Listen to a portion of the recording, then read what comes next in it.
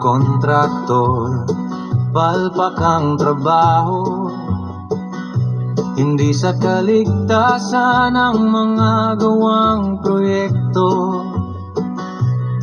Pansariling kapakanan ang iniisip nito, kaya ang mga proyekto perwisyo sa mga tao.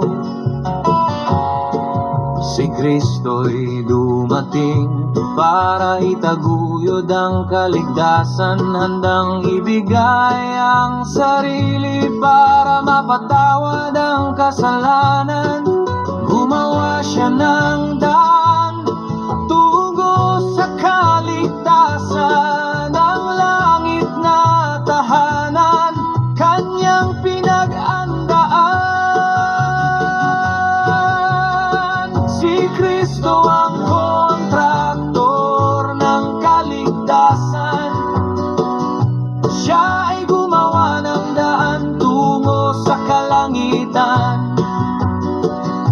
Pinawi ang mga hadlang at mga kasalanan, tayo ngayon'y maliligtas sa kapahamakan.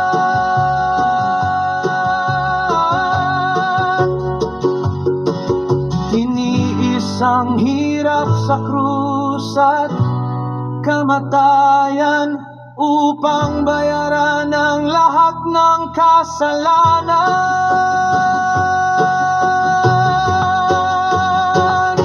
Binago niya ang daan tungo sa katarungan, itinayo ang pundasyon, matibay noon pa man. Si Kristo'y kontraktor ng kaligtasan, nagbigay sa atin ng tunay na kalayaan.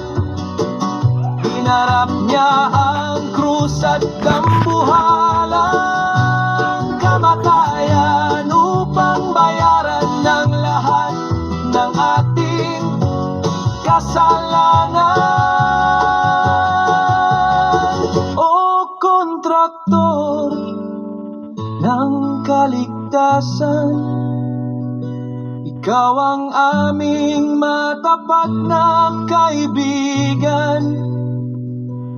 Di mo